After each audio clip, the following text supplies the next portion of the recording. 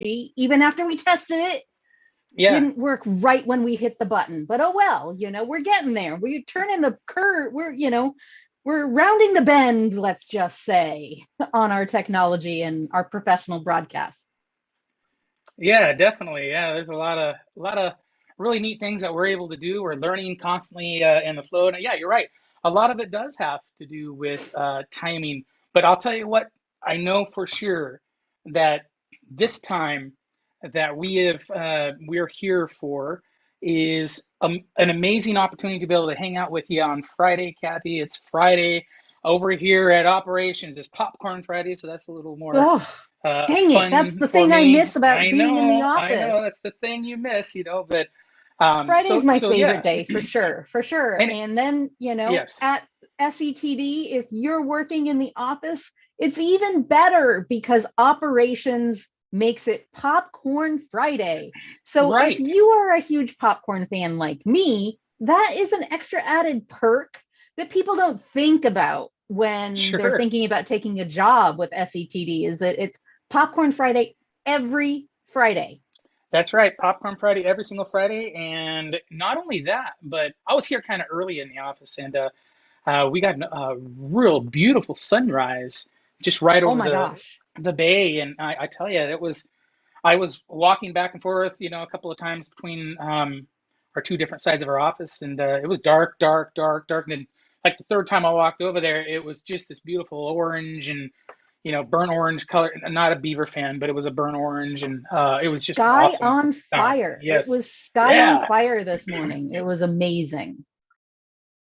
yeah. So I am excited that when we get those opportunities, it's fun to get here to work. It's fun to start digging in and getting things squared away, figuring out what we're going to do for these little intros and stuff. We're getting better with it. We're going to have a whole lot of fun in 2022, I can tell. But Kathy, today I was thankful that when we were thinking about what to do, what to talk about, there was a very important thing that we actually do talk about from time to time, but I don't believe we have ever had a full show kind of dedicated to our veterans. And so I No, was I don't hoping we think get to we've done talk a about it full today. show where we just dedicated it to our veterans when it was just us talking, because Hmm. we have had a show where we, invited guests to talk. Yeah.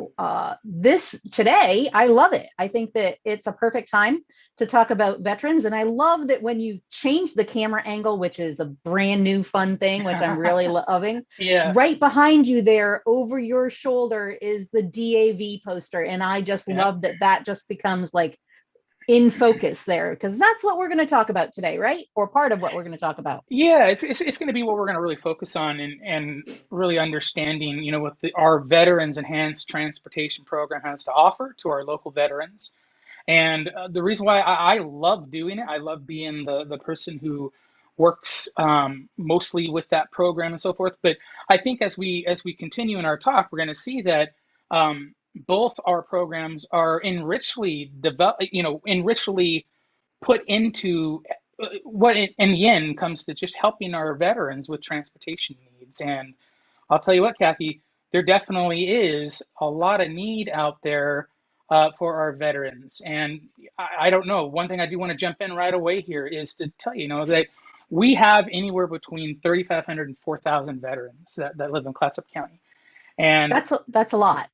that is a lot. It is a lot. And if you don't know, Clatsop County has wide open spaces. It might not seem like it because we've got the ocean and then we got hills and so forth, but Clatsop County covers quite a few hundred square miles worth of territory, and a lot of these Mm-hmm. veterans live in areas that are outside of our um, fixed route bus service. A lot of them are not maybe totally eligible for ADA paratransit, which is another service that SCTD offers for those folks with disabilities and so forth.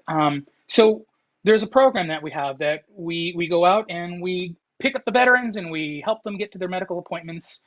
And it has been an amazing service that we have to offer them. And I'd like to think that over the course of time, the program's been active for 8 years, Kathy. it's just been incredible helping individuals in this way. But to be able to offer this service, which makes, I believe, Clatsop County a wonderful place to retire for some of these veterans, because well, there's another service there for them to help them out. So Right, which is one of those things that sometimes, living in a rural, beautiful area such as ours mhm, can be a challenge, can be a barrier yeah, for people that may have needs such as veterans do.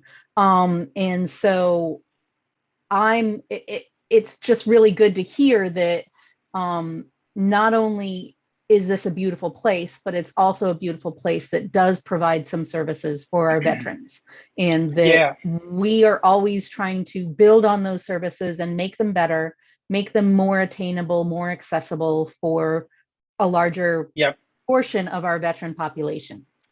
yeah. In the program that we have, which is called the Veterans Enhanced Transportation Program, essentially is one of our, we have a volunteer driver who will go out and will help uh, pick up a veteran and take them to, there's one of a couple of things that we do with the program is we can either take them to local appointments, which might be a little awkward for some veterans right now listening to this at this point, because you know that through veteran services you only have one place technically where the service is dedicated to, which is Camp Raialea, or you got to go to Portland for some of your basic services. But over the years, the Veterans Affairs Office have, agreed that, why drive to Portland? Why can't we just approve some of the local service? So now some of our veterans can go directly to Columbia Memorial Hospital or even Providence Seaside Hospital and receive local services there. So that really does help out for us to be able to, with our veteran volunteer driver, go out and pick a veteran up and then bring them locally to service appointments here. But if they don't have that yet, or they don't have appointments there, or need specialty appointments that only the VA up in Portland do, well, then we can bring them to the DAV van. There's a special van that is operated by the Department of Disabled Veterans where they go to Portland once a day. And sometimes they won't go if they don't have any people that need to go. But we will take and go pick somebody up and bring them to the van, because there could be up to 30, 40 miles that a veteran would need to travel just to get to the DAV van. And in some cases, it's a challenge for them, like I said, to get to the fixed route services. And they wouldn't have necessarily the amount of money to be able to purchase an ADA paratransit ride. So that is, in essence, what our program does here. And we've had quite a few really good experiences with veterans and them getting help and solving a lot of their medical needs and so forth through our transportation. So it's been a lot of fun. And such an important thing because I know that we've talked about this over the years frequently, that that link to being able to get to the van is vital, Yeah. because it's nothing like, holding the candy out in front of somebody but tying their hands behind their back and saying, here, there you go, there's Yep. your candy, and not giving people the means to actually get to it. And so Absolutely. it's so important, and I'm so grateful that we do have the ability to provide that ride to the van. And that's not to say that, our the way that the system is works perfectly for everybody, Sure. but it is working for more people now than it was before, and we are always Absolutely. looking for ways to improve it. So yeah, Yes. let's talk about some of these things that we've got going on. Right. So specifically, I'm right off the top here, and then we'll also talk, or at least remind everybody at the very end. This program relies on veteran volunteer drivers. Okay. And right now there is a driver shortage for just about every type of mode of transportation out there, including volunteers. So I'm definitely pleading with people out there, with veterans who want to find something that they can do and find something to volunteer in. Well, helping transport your fellow veterans is an amazing opportunity, and we're open for that. So make sure, if you have an opportunity, I'm going to go ahead and give out my email address right now, and maybe we can put that in the comment box. But if anybody's interested in volunteering as a veteran to drive, contact me, please, which is Jason, that's Jason, at ridethebus.org. Okay. My phone number is 503-861-5361. All right. We'll talk about that at the very end as well too. But if you're a veteran and you want to volunteer and help other veterans get to where they need to go, contact me and we can go ahead and go there. So But just real quick before we yes, move on to the next thing, Jason, just talk a minute about what type of qualifications it takes to be a veteran volunteer driver. I mean, yeah, driver's license, I'm guessing. yes, we need a driver's license. You'll need to have your own vehicle, first of all. You need to have driver's license and you need to have your own insurance. Those are things that we don't provide. It's a volunteer service and we do reimburse for the miles that you drive our veterans. So yeah, definitely license, vehicle, insurance, and so forth. And then, I think this is an important qualification. You do have to be somewhat able and be pretty good at driving. Okay, I mean, we do need to make sure we don't actually, if you've had a crash or a couple of crashes in your history, we don't really disqualify people for those, but we do like to see very good drivers, or as good as you can be, come in, and we will talk about that. There's a application process that we'll go through. It's totally um, not as invasive as you might think. It's pretty standard, and it's just a conversation between you and me and a little bit of paperwork, and we move around. There will also have to be a background check too, Kathy. We want to make sure that they know that we have to go through that as well too. So that's all that needs to happen, and we can definitely set those things up when you give me a call. And it's such an important thing because, like we said, that's the missing link for a lot of people to Hmm. get to services. And so, how many volunteer drivers do we have right now? One volunteer driver, Clatsop County. Yep. Looking at you, Clatsop County volunteers, veterans. This is something that it's the might of the many. This is the Yeah. case of. So that's a lot of weight on the shoulders of one person in our community. And It so is. if you are a veteran out there with a safe driving record that would pass a background check, here's your opportunity to give back to your veteran community. Yep. And so this is a call out to you, to our veterans out there that are able and have a little. It doesn't even mean to, doesn't have to be a lot of time, right, Jason? It's just whatever little time you are able to give. Yeah. Yeah. And the thing is we through scheduling and through proper, guidance and stuff with the veteran service officer, we can definitely work with any schedule that you're willing to do. If you can only do 1 day a week, hey, we're there. If you can only do 2 or 3 trips a week, we can utilize that. So, yeah, having one driver right now is not enough. We have to be cautious. We've gone out so much to try to find drivers. It's really hard to find them right now. So, what ends up happening is we can't expand the service to where I want to go. There are veterans out there that we have not helped that I know need help. The only way to be able to do that, though, is to expand our service. So we need to get another driver on board so that we can start reaching out to more veterans as well. So, and I do want to be clear as well too. You know, our bus services, Kathy, I'm sure with you and transportation options, I want to reach out to you veterans out there as well too. You can call and speak to both of us about certain things. If there's I don't know, maybe Kathy, if you can explain how a carpool could help a veterans group or something. Maybe there's a group of veterans in South County that needs some help. I don't know. How would that work?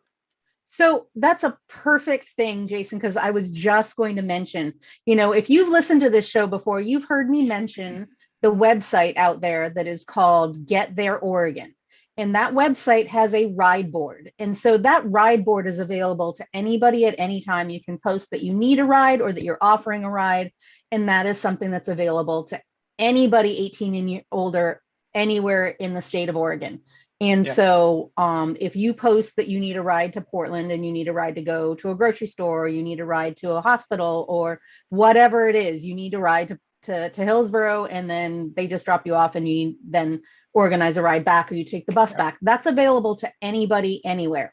Yes. So because of the needs of veterans and our knowledge that we know that veterans sometimes feel more comfortable around other veterans, Yep. There is a whole separate section being built just for veterans. that will work like that. It's called Go Vets, and it will be a ride board that will be rides offered and given in needs for veterans. So it will be a closed group for veterans only. So I think that that's a super exciting thing, a little extra layer of comfort and knowledge that the person that you will either be giving a ride to or getting a ride from will be a fellow veteran. And so there's that level of understanding and commonality. And so if you Yep. have questions about that, and if you want to get in on that, definitely Kathy at ridethebus.org. Just like Jason said, I'm going to put it in those comments down below. You can check it out, and when that launches, you can be part of that. And so that's a similar thing to being a veteran Yep. volunteer driver, but this Sure. is all on your own. It's just, you know, between you and the person you're giving a ride to or you're getting a ride from. Nobody else gets involved. Jason's not involved. Nobody, yeah, it's all between you guys. You don't have to give anybody else your information, just right there, and the website will take care of it. If you need help stepping through the steps on the website, that's where I come in. That's where Jason comes in, and we can give you some assistance in that direction. But it's not, nobody else will be involved with that. That's just Yeah. self-selecting. So It's great that you mentioned that and you brought up that whole bit there because, you know, that is one of the things in running this program for the last 4 years, you know, I've learned a lot, you know, you know, there is a very special consideration that needs to be given to working with a veteran. And what's really nice when we have a veteran volunteer driver or other veterans helping veterans is they have a sense of a little better, a little more of a kind of an empathetic thought. I mean, we care. I love to help veterans, but I'm not a veteran myself, so I don't understand half the stuff. You know, and so it is really important that veterans know that there are other veterans out there that are helping them, like our volunteer driver, or hopefully in the near future with a rideshare situation. And you know, we're actually, Kathy, you notice most of this conversation has been centered around communication, right? mhm. it's it's so important for all of you to understand that we're here for you. And I know it might sound like, because we've been talking so much about connections and communications and phone numbers and stuff, that it might sound a little complicated, but it's not really. We've got this, what we're here for you, a couple of email addresses, easy. Kathy, have them down there in the comment section and so forth. And later on, we'll also make sure lead you to a couple of websites that'll help you out too as well. So, but Right. Kathy, you know, one thing that I, you know, when I was researching this as well, and part, I guess you say not the kind of the heart of the veteran volunteer program, you know, that we run here is to really help those that have a very hard time helping themselves. And those are people who don't have residences, okay? And in the Mhm. state of Oregon, at any given night, and this is sad, that there's roughly 1,500, maybe 1,600 veterans on any given night that do not have a residence to call home. And they are Mhm. relying on who knows what, you know, to have any type of shelter and so forth. Well, those veterans still need to get to their medical appointments. They still need to get to their mental health appointments. And so that's what we're there for. And I'll tell you, one of these days, maybe we can do a show you know, or something, or ride along with our veteran and volunteer driver, because it is really, really an awesome sight to behold. We won't obviously be in the car with another veteran, but the communication that the driver, has with the other veterans is so neat. And in fact, we often say, and this is unofficially, of course, it's almost like they're getting a little bit of a mental health treatment before they get to their mental health treatment at the hospital or something, Well, I mean, just by and I riding think with them. that, yeah, and I think that that's one of those things that is especially a unique thing. It's a bond that veterans have with each other. Yeah, And part of that is a language thing and an experience, shared experience thing. I mean, working in the transportation world, you know, we've learned over time basically a different language with all the yeah, different anachronisms and things. Well, the veterans have that too. I mean, yep, I also am not a veteran, and I did grow up around in a military community, basically. And so there's a whole language. I mean, yes, I grew up in Dodge schools and knowing what TDY means and knowing lots of different things that, you know, if you throw those out there, how many people yep, out there know what that means? exactly. And so when you can just speak that language without having to step back and having to explain it and tell Yes. people, oh, that means this and that, oh, having people get a glazed eye look when you start speaking that way is a huge thing. And so I just think that um, what veterans are doing for each other is such a huge service and goes such a Yes. long way to making sure that in whatever stage of their life our veterans are in, that they still feel a Yep. belonging, that they still feel important, that they still feel understood. And that is Absolutely. such an important thing. We can't afford to lose community members just because they feel like they are not important and they don't belong. Hmm. And so I think it's really important that we also talk about some of the other services that are out there and that are Yeah, available for our veterans. So sometimes absolutely. veterans need a ride someplace, and sometimes Yep. they just need access to information. How do they get that information, Jason? Well, through a variety of ways. First of all, as far as getting a ride is concerned, so if through our program they need transportation to medical appointments, they would, if they're a new veteran and we don't know them, they need to contact their local veterans service officer. Okay, and that's very important because I can't help anyone if I don't have authorization from the veterans service officer. I'm not privy to the information that the veterans service officer has. So that's the first bit of contact they need to have. And I'm going to give you that number right now, Kathy. I'm just going to go ahead and say it, but um, it's really important to have this number and be And ready. here in Clatsop County, that veteran service officer is housed at Clatsop Community Action, right? Yep. Yes, absolutely. Yep. So we're And saying these things because these are key words. So even if you miss the number, if you can't find it later in the comments, if you yep. know these words and you can put them into your Google, or you ask your phone to call Hmm. this person, then hopefully using the right words will get you closer to getting that Absolutely. number. And so you'll want to call to reach the veteran service officer 971 308 1045. Okay. Let's say it again, Jason. Yes, it's 971 308.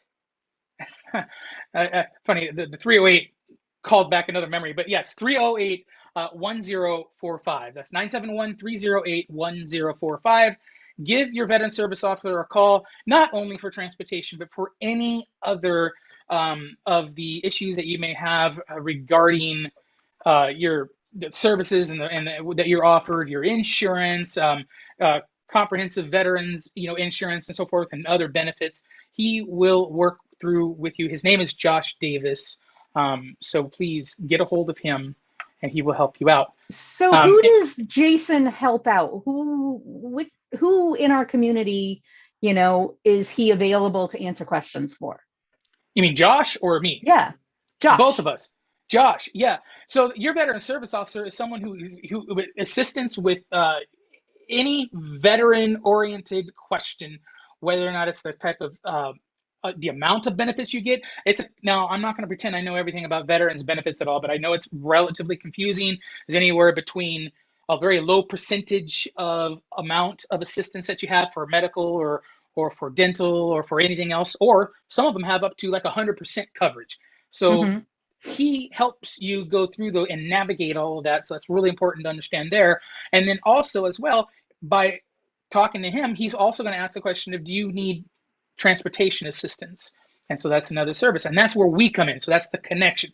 And once he's asked that question and the veteran has said, yes, I need transportation connection, then I get a call or an email that says, please help this veteran out. And well, the rest is history. So your VSO If you, officer can help a whole lot of things. And like for appeals, I guess apparently there's a lot of appeals that do happen, where there's unfavorable decisions based off of covering of a certain medical procedure, or in some cases like hearing aids even, some of them have to go through a lengthy process, sadly, and that includes having to go through appeals. But Josh definitely helps people to navigate that process. and Josh will help not just the veteran themselves, right? Also family members, Yes. Yep. spouses, children, Yeah. And partner. Yeah. yeah, and it's important to remember that it's not just the VSO in any local community that will help not only the veteran but the veteran spouses out, or surviving widows. It's the whole VA members, not just the spouses, but family members can call some of the same numbers that the veterans call to get advice on how to help their family member. Because as challenging as it may be for somebody like myself to understand how to help a veteran out, it could be the same challenges for their very own family members. Hmm. Because again, it's tough. It's hard for that communication to happen even within families. So the family members have a lot of support through the VA as well too. So I think that's a wonderful way to not only help the veterans out, but to help his family out, to help her family out. So Hmm. yes, those are Super some of the things that we important. can do. Yes, absolutely. So Kathy, I was thinking I'm going to go ahead and give you one of the most important things that we need to remember is that there are stresses and strains on our veterans that people like me will probably never be able to understand. And it creates crises, right? It creates a crisis in our life, and a lot of things happen with that when our mental health begins to evaporate or begins to weaken. And there is a specific website that I want to offer up to you all out there. It's called the Veterans Crisis Line. Okay. And it's actually a phone number, but the website first is veteranscrisisline.net. Okay. And Kathy's going to have that up in the chat box, right? Yep, we'll But put the that right in those comments here as soon good. as we're done. Yep. And the website itself, I suggest you go out. If you're a family member or a veteran, go out and look at that website. It is an amazing website. There's so much to access in here. And again, family members, there you go. Okay, you can go there and you can get help. But the phone number is 1 800 1800 273 8255. You got to press option one. So that's 1 800 273 8255. And don't forget to press option one.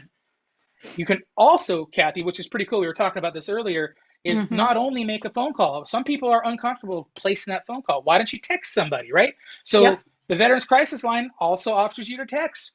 So if you were to text 838 255, 838 255, you will get connected to someone that will assist you. And then And if one you of go the to the, things that I thought yes, was really awesome that you mentioned about that text is that you will be texting with an actual person, not a yeah, bot. there's no So text that's bots there. really Yep. important. Yeah, exactly. So, and actually, I have learned too as well that a lot of those people that are on the other end of that text or the phone line are volunteers themselves. So, Veterans. it volunteer veterans that are Yes. there themselves that are helping. So that's important. Thank you, Kathy, for that. And if you go to the website too, it's really neat on the website only. I suppose you could do it on your phone as well too, but they have a chat section there as well that you can go in and chat with someone with a keyboard, and it doesn't have to be via text, which sometimes helps out too. And those as well have veteran volunteers manning that as well too. So that's a very important website, and I really hope anyone out there who is in crisis of our veterans, please understand that there are people there for you. Okay, there are people there for you. And Don't quit. and right, you are important and you matter. Yes, So exactly. Yep, there is a please reach team of out. people. Yes. Hmm. And Please then of reach out. course, uh, some of that information is the next website is the U.S. Department of Veteran Affairs website. Their mental health page share a lot between that crisis line. Okay, so if you were to go to mentalhealth.va.gov, that's mentalhealth.va.gov. If you go to that website, they offer some of the same information, but there's more portals for the veterans to be able to access their information a little more so than the crisis hotline and so forth. So there's a really good coronavirus help page there as well too. Again, a lot of our veterans in Clatsop County are kind of isolated from regular, easy, updated news that we take so much for granted when we have our phones chime in every day to give us the most updated information on weather, coronavirus, it doesn't matter, whatever it is.